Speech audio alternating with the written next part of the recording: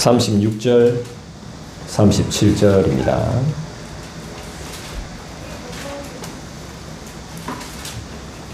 사도신경 네 번째 시간이죠. 본디오 빌라도에게 고난을 받으사 십자가에 못 박혀 죽으시고, 사도신경 네 번째 요한복음 18장 36절부터 37절까지 말씀이 되겠습니다. 함께 봉독할까요? 같이 읽겠습니다. 시작. 예수께서 대답하시되 내 나라는 이 세상에 속한 것이 아니니라. 만일 내 나라가 이 세상에 속한 것이었더라면 내 종들이 싸워서 나로 유대인들에게 넘겨지지 않게 하였으리라. 이제 내 나라는 여기에 속한 것이 아니니라. 빌라도가 이르되 그러면 네가 왕이 아니냐? 예수께서 대답하시되 네 말과 같이 내가 왕이니라. 내가 이를 위하여 태어났으며 이를 위하여 세상에 왔나니 곧 진리에 대하여 증언하려 함이로라. 무릇 진리에 속한 자는 내 음성을 듣느니라 하신대. 아멘.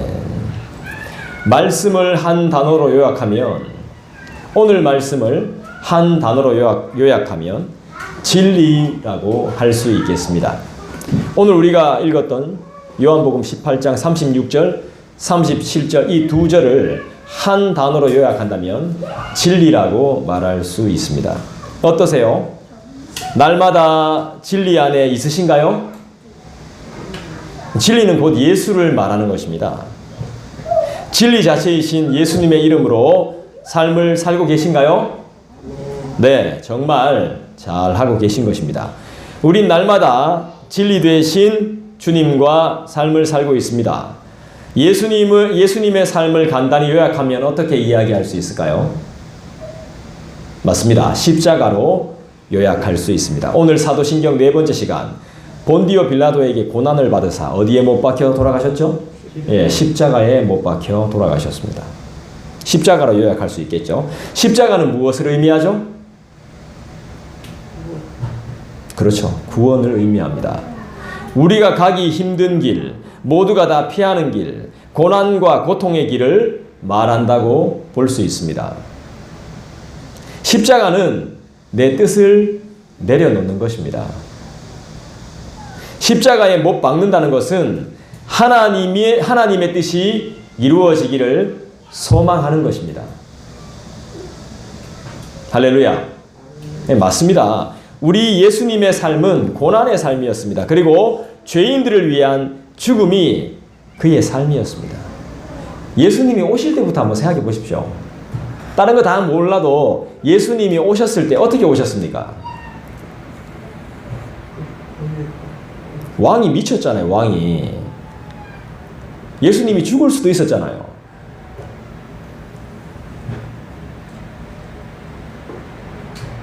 올 때부터 고난의 삶이었단 말이에요. 예수님은. 여러분의 삶이 예수님보다는 고생스럽지 않습니다. 아멘. 자신을 위한, 행복을 위한, 성공을 위한 삶이 아닌 죄인을 위한 삶, 이 세상을 죄에서 구하러 오신 구원자의 삶이었죠. 여러분은 예수께서 지신 십자가를 어떻게 생각하십니까? 우린 십자가를 사랑합니다.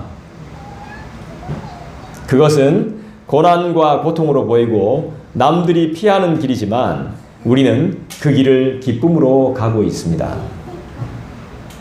내 스타일이 아닌 십자가, 내 뜻과 내 방식과는 전혀 무관한 십자가. 그 십자가를 내가 볼 때 나는 우리 주 예수 그리스도를 기억합니다. 그리고 나의 죄를 회개하며 십자가 앞에 마음으로 남아 무릎을 꿇습니다. 가장 잔인한 사형틀이자 저주의 상징인 십자가, 많은 사람들이 돌을 던지며 혐오하는 그 십자가를 볼 때마다 신기하게도 우린 마음의 평안과 안식을 얻는 놀라운 은혜를 받습니다. 왜냐하면 그 십자가를 통해 우린 우리의 죄를 용서받고 새롭게 되었기 때문입니다. 자유하게 되었기 때문입니다. 그 십자가에서 부활하신 주님을 믿게 되었으며 영생을 주신 주님을 사랑하며 찬양할 수 있게 되었습니다. 빌라도의 불의한 재판으로 인해 아무 죄도 없는 순결한 어린 양이신 예수님께서 십자가에 못 박혀 죽으셨습니다. 그 죽음은 평범한 한 사람의 억울한 죽음이 아닙니다. 한 의인의 순교가 아니라 말입니다. 세상을 구원하기 위한 대속의 은혜인 것입니다. 하나님의 놀라운 사랑입니다. 십자가는 우리를 향하신 하나님의 긍휼이며 인자하심이며 하나님의 영원한 사랑입니다. 믿습니까? 왜 예수님이 빌라도의 치하에서 심한 고문과 핍박을 받고 재판을 받으셔야 했습니까? 왜 예수님께서 우리를 대신해서 십자가에 못 박혀 죽으셔야만 했을까요? 주일학교 학생들도 다 아는 이야기인데요. 왜 죽으셔야 했습니까? 왜 심판을 받으셔야 했습니까? 왜 고난을 받으셔야 했습니까? 바로 저와 여러분의 죄 때문입니다. 우리의 죄를 대신 해결해 주시기 위해서 십자가를 지신 것이죠. 그 찬란한 영광이 바로 십자가입니다. 십자가. 여러분 감사하십시오. 그리고 예수님을 믿으십시오. 구원의 감격으로 살아가시길 부탁드립니다. 우리 누구? 우리 누구? 아라리요. 이거 아니죠? 우리 누구? 하나님의 자녀이죠. 남들이 가지 않는 길을 가는 자. 남들이 다 피하는 길을 가는 자. 그래서 예수 믿는 사람들은요, 월급이 제일 적은 데 가요. 직장을 구할 때도요. 왜 그런 줄 아세요? 주님이 원하시니까요. 그리고 제일 오지에 가요. 남들이 안 가려고 하는 데 가서 일해요. 제일 불편한 데 가요. 제일 돈도 적게 주는 데 가요. 왜 그래요? 하나님의 영광을 위해서. 아무도 안 하려고 하는 걸 자기가 해요. 남들이 가지 않는 길을 가는 거죠. 여러분, 죽음으로 해결해야 할 만큼 죄는 이렇게 무서운 거예요. 그걸 우리가 잘 모르고 있었음을 부인할 수가 없죠. 그래서 죄 저지르고 복수하죠. 죄가 얼마나 무시무시한지 모르고 복수까지 합니다. 그래서 주님이 지신 십자가는 예수님이 어떤 분이신지를 분명하게 가르쳐 줍니다. 진정한 참 사랑은 대신 목숨을 버리는 사랑입니다. 이것보다 큰 사랑은 없습니다. 아무도 안 가려고 하는 곳에 일하고 월급이 제일 안 좋은 곳에 가서 일하는 이유는 그분을 사랑하기 때문입니다. 그곳에 나라는 존재라도 가서 섬기기 위해서 가는 것입니다. 예수께서 낮아지셨기 때문에 나도 그 자리로 가는 것입니다.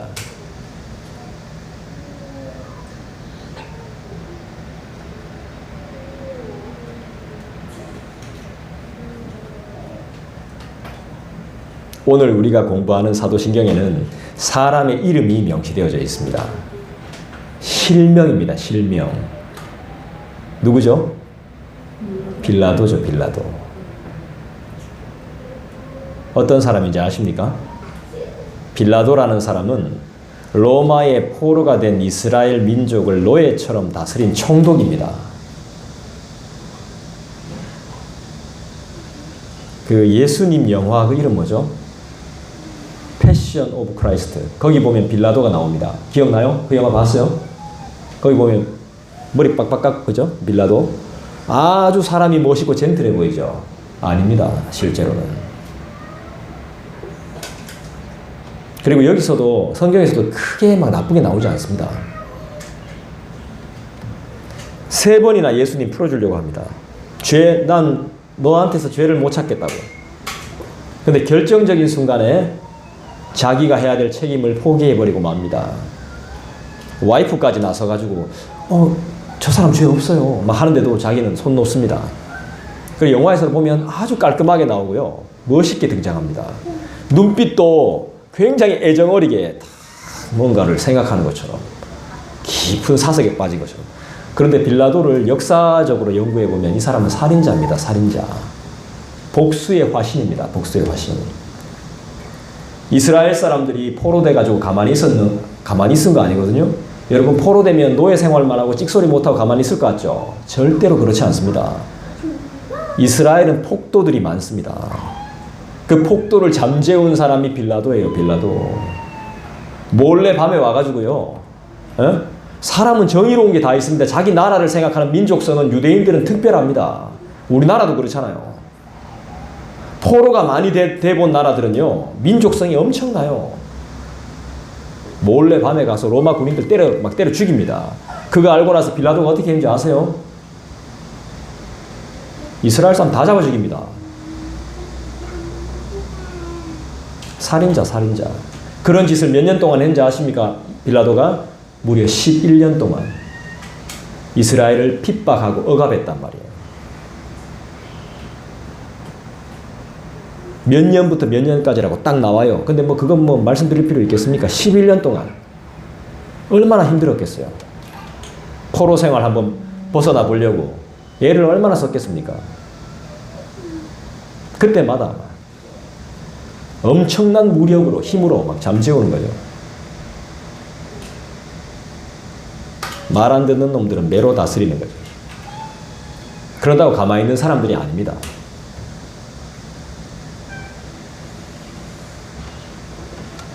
이 사람이 과연 진정한 사랑을 보여줄 수 있을까요? 난 내가 볼 때 네가 죄 없는 것 같은데. 이 말이 이 사람의 모든 걸 증명할 수 있나요? 부분적인 거죠.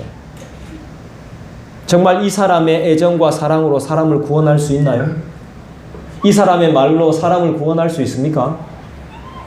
민족을 살릴 수 있습니까? 반역죄로 사람을 잡아 가두거나 처형하는 일을 할 뿐이지 가난한 자를 위로하거나 먹을 것을 사주거나 치료비를 대신 내주는 자가 아니라는 말입니다. 사람 죽이기를 밥 먹듯이 한 아주 사악한 사람.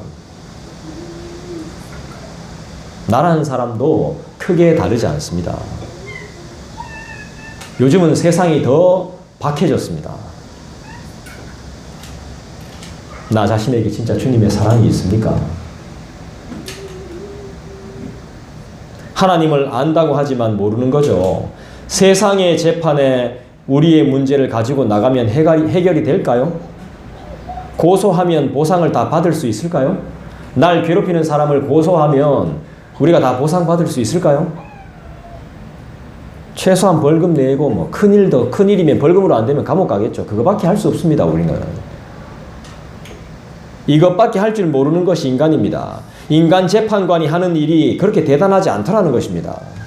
검사, 판사들이 하는 일이 그렇게 대단하지 않습니다. 그리고 우리의 억울한 누명을 다 풀어주지도 못합니다. 현장에 없었기 때문에. 현장에 있었던 이야기를 그대로 이야기한다고 해서 다 믿어주지도 않습니다. 물론 이 사람들은 정의를 위해 재판을 할 겁니다. 하지만 솔로몬처럼 하나님께 지혜를 구하지 않는다면 바른 재판은 어렵다고 봅니다. 요란하고 거대한 군중들의 함성 소리에 판단 능력을, 재판 능력을 상실한 빌라도, 본디오 빌라도죠. 빌라도를 보십시오. 일생일대에 씻을 수 없는 실수, 치명적인 죄를 짓고 마는 것입니다. 이뿐입니까? 죄 없는 예수님은 사형에 처하고 대신 바나바라는 극악무도한 죄인은 풀어주고. 누가 한 짓입니까?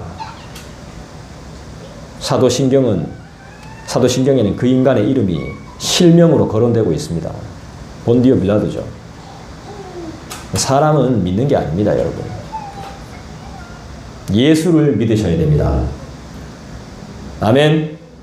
보이지 않아도 나를 이끄시는 그분을 믿어야 되는 거예요. 내 눈에 보이는 것은 금방 없어지고 사라집니다.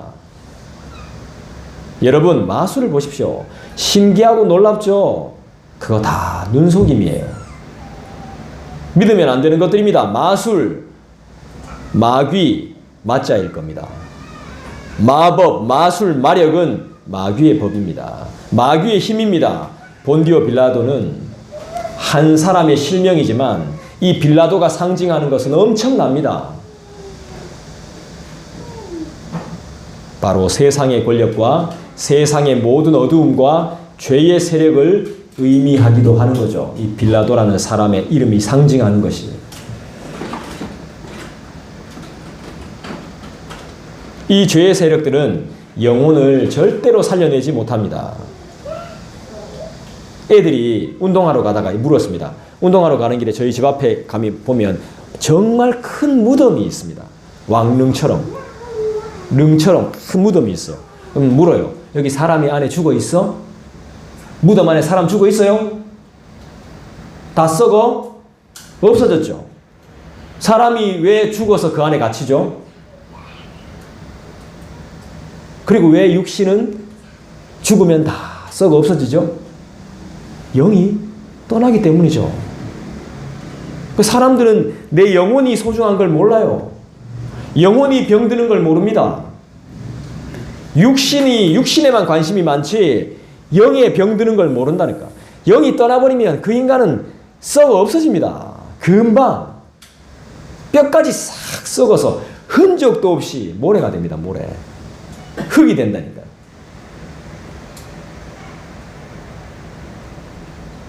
이 죄의 세력들은 영혼을 살려내지 못해요. 세상의 뉴스, 세상의 지식을 아무리 많이 가지고 공부해도 영생을 주지 못하는 것처럼. 저는 그래서 똑똑한 사람들 별로 안 부럽습니다. 그 똑똑한 지식이 내 영혼의 양식이 되지 못하기 때문입니다. 그래서 우리는 그분의 말씀으로 돌아가야 되는 겁니다. 그분의 말씀으로, 성경으로 가야 되는 거죠. 사람들이 죽였으나, 더러운 죄의 권세들이 그분을 십자가에 못 박아 죽였으나 죽지 않습니다. 부활하십니다. 그분은 곧 다음 주의 시간에 또 우리 앞에 다시 살아나십니다. 기대하시기 바랍니다. 오늘 우리가 고백한 메시지를 다시 한번 살펴봅시다. 본디오 빌라도에게 고난을 받으사 십자가에 못 박혀 죽으시고, 이 말은 사실입니까? 거짓입니까? 사실이죠. 사실로 믿습니까? 그렇습니다. 역사적인 사실이죠. 사실이 맞습니다. 역사적 사실은 분명한 것이고 정확한 것이고 확실한 것입니다. 여러분, 우리 교회를 옮겨야 할까요? 말아야 될까요? 우리는 여기에 평생 있을 수 없습니다. 언젠가는 그곳으로, 우리 노예가 속한 곳으로 교회를 이전하기는 해야 됩니다. 있어야 될까요? 말아야 될까요? 이게 고민할 문제가 아니에요. 고민할 문제가 아니야. 왜요? 하나님이 우리에게 지식과 지혜를 주셨기 때문에 의견을 모아서 알아서 잘 해결하면 돼요. 그러나 우린 이 작은 일도 기도로 결정하죠. 왜죠? 기도하면 이 일들이 더 분명해지기 때문이죠. 이 작은 일도 기도하면 분명해집니다. 아멘. 그리스도인은 작은 것 하나까지 기도합니다. 분명한 하나님의 인도를 받는다는 것이죠. 그렇기에 후회가 남지 않습니다.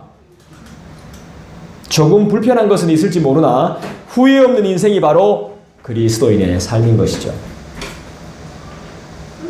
여러분, 십자가를 피하지 않으시고 불의한 것도 순종하신 우리 주 예수 그리스도를 보십시오. 스스로 당하신 고난이에요. 예수께서는 그 고난 앞에 당당히 어떻게 하셨습니까? 그 명령에, 하나님의 명령에, 하나님의 말씀에 어떻게 하셨어? 순종했죠. 십자가는 순종입니다, 여러분. 기독교는 순종이에요, 순종. 말씀 앞에 순종. 이 사도신경을 대하면서 우리 모두에겐 커다란 찔림과 울림과 떨림이, 그리고 깨달음이 있어야 됩니다. 어떤 깨달음이냐 하면 아직도 내가 많이 모르는구나. 내가 아직도 순종을 못하고 있구나. 그분의 깊이와 넓이, 아직도 내가 정신 못 차렸구나 하고 깨닫게 되시죠? 그게 정상이에요. 왜 예수께서 십자가를 피하지 않으셨죠? 사랑하기 때문이죠. 그 사랑을 받고 알기에 우리도 이 사랑을 실천하고 전해야 하는 것입니다.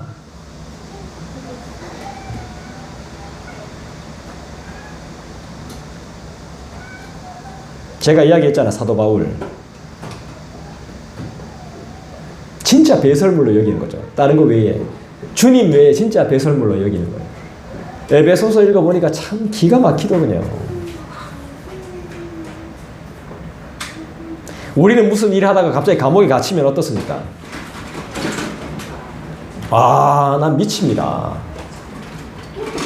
쫓겨남을 당하거나 감옥에 갇히게 되면, 버림을 받게 되면, 무시를 당하게 되면 나는 미칩니다.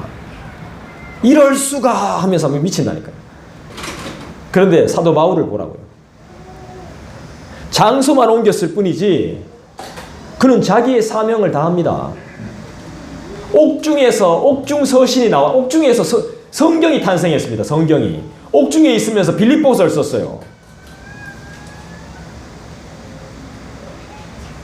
에베소서를 쓰면서 에베소서에서 뭐라고 이야기합니까? 자기가 감옥에 갇혔는데 나를 좀 풀어달라고 이야기해요? 내가 풀려날 수 있도록 기도해 주세요라고 말 안 해요. 절대로 그렇게 기도 안 합니다. 우리 기도하고 달라요. 사도 바울은. 왜 그렇게 할 수 있는 거죠? 배설물로 여기기 때문입니다.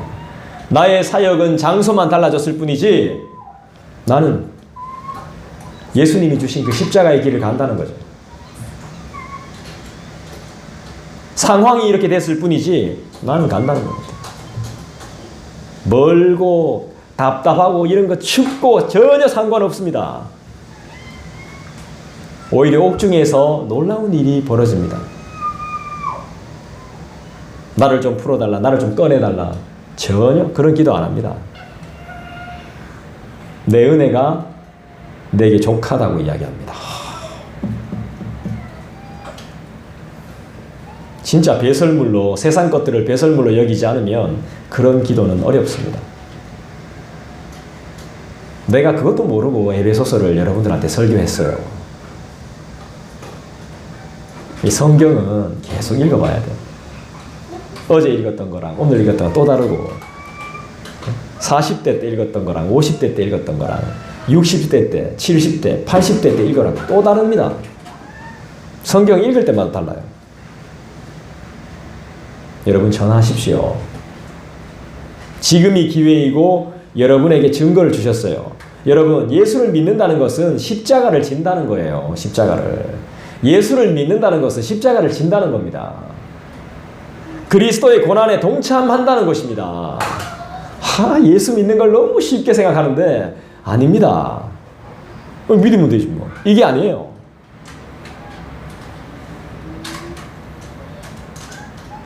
바울은 알고 있었던 겁니다. 죽어야 된다는 거예요. 죽어야만 다시 살 수 있다는 거예요. 예수를 믿는다는 것은 뭐요? 십자가를 진다는 것. 그 고난에 동참하는 것. 예수님은 돈 벌러 이 땅에 안 오셨거든요. 예수님은 이 땅에 사업하러 오신 게 아니거든요. 재테크나 코인이나 다단계나 부자나 갑부가 되기 위해서, 좋은 집에 살기 위해서 이 땅에 오신 게 아니란 말이에요. 예수님은 어떤 사명을 가지고 오셨죠? 한번 찾아볼까요? 이사야서 한번 찾아봅시다. 이사야 53장.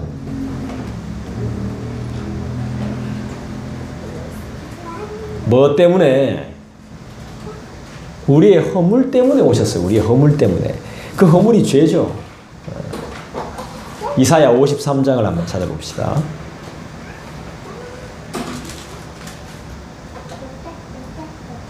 네, 같이 한번 읽어보시죠. 못 찾으셨으면 같이 한번 읽어보셨으면 좋겠어요. 이사야 53장 5절. 네. 같이 한번 읽어볼까요? 여러분 다 찾으셨습니까? 네, 한번 5절 한번 같이 읽겠습니다. 이사야 53장 5절 시작. 그가 찔림은 우리의 허물 때문이요 그가 상함은 우리의 죄악 때문이라. 그가 징계를 받음으로 우리는 평화를 누리고 그가 채찍에 맞음으로 우리는 나음을 받았도다. 6절도 읽어볼까요?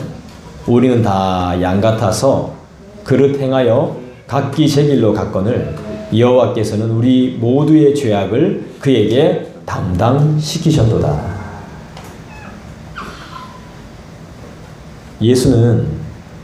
예수님은 이것을 위해서 오셨습니다. 우리의 모든 죄를 담당하시기 위해서. 담당자 누구야? 책임자 나오라 그래! 하면 다 도망가죠. 근데 예수는 그러지 않으셨다는 겁니다. 마찬가지로 예수를 믿는 우리는 이 땅에 속한 자가 아니에요. 하늘에 속한, 하늘의 은혜로 사는 거룩한 하나님의 자녀임을 믿습니다. 우린 누굽니까? 하나님의 은혜와 사랑으로 살며 세상의 미움을 받으며 세상과 충돌하며 사는 나그네입니다. 아시겠습니까? 우리끼리 그만 싸워야 됩니다. 알겠죠? 불만 가지면 순종을 할 수가 없습니다. 다시 요한복음으로 넘어오겠습니다. 요한복음 15장을 한번 보시죠. 우리가 왜 세상의 미움을 받으며 우리가 왜 세상과 충돌하며 사는지 우리 한번 찾아보십시다. 요한복음 15장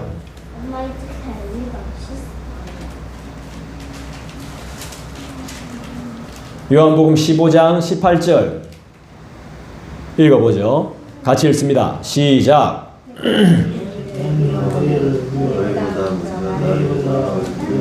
세상이 너희를 미워하면 너희보다 먼저 나를 미워한 줄 알라. 누구를 미워하는 것입니까? 19절도 보겠습니다. 같이 읽을까요? 시작. 너희가 세상에 속하였으면 세상이 자기의 것을 사랑할 것이나 너희는 세상에 속한 자가 아니요 도리어 내가 너희를 세상에서 택하였기 때문에 세상이 너희를 미워하느니라. 여러분, 미움받는 거 당연한 겁니다. 세상이 우리를 미워하는 것은 당연한 것입니다. 다시 한번 묻습니다. 우린 누구입니까? 예수 그리스도의 십자가의 공로로 구원을 받은 거룩한 은혜의 상속자, 세상이 미워하는 자들입니다. 근데 우리는 그 세상을 구원하기 위해서 주님의 증인으로 살고 있는 자들이죠. 그러니까 충돌할 수밖에 없는 것입니다. 왜 충돌할까요? 주님의 선택을 받았기 때문이죠. 무엇을 위해 우리를 택했죠? 영생을 주시기 위해. 믿습니까? 영원한 생명을 주시기 위해서 저와 여러분을 택하신 것입니다. 그래서 세상에서 미움받고 충돌하고 무시당하는 거 당연한 겁니다. 왜죠? 세상이 우리를 질투하고 있기 때문이에요. 샘나서 질투하는 겁니다. 아멘? 그들은 영벌을 받거든요. 우리는 영생이 기다리거든요. 우리를 핍박했던 반대자는 지옥불이 기다리고 있거든요. 우린 영원한 천국이 기다리고 있고요. 믿습니까? 내가 하는 것이 아닙니다. 겨자씨도 안 되는 연약한 우리의 신음과 믿음을 통해 그분이 손수 빚으시며 완성해 가심을 믿습니다. 저는 그래서 소망이 있습니다. 모든 것을 내 주 대신 그분께 맡기는 것이죠. 날 위해 고통당하신 그분께 다 맡겨드리는 것입니다. 제가 할 수 있는 것 딱 한 가지밖에 없습니다. 끝없는 자기 부인. 나는 아니라는 것. 나는 왕이 아니라는 것. 나는 내 삶의 주인이 아니라는 것. 날 위해 고통당하신 그분이 나의 주인이시고 그분이 나의 왕이시라는 것. 내가 한 것은 아무것도 없다는 것.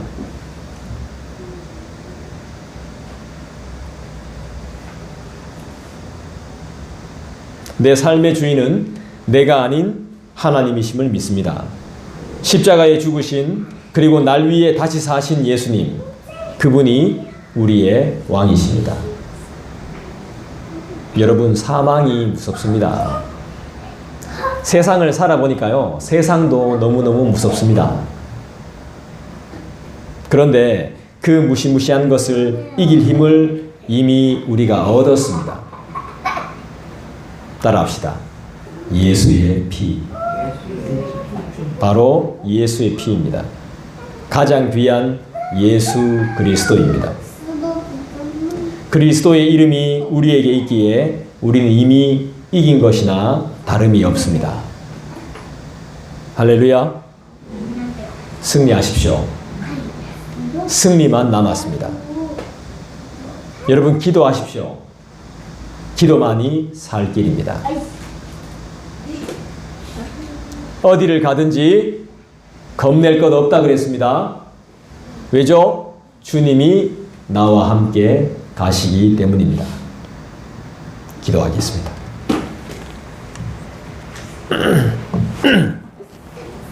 우리 이 시간에 같이 기도할까요?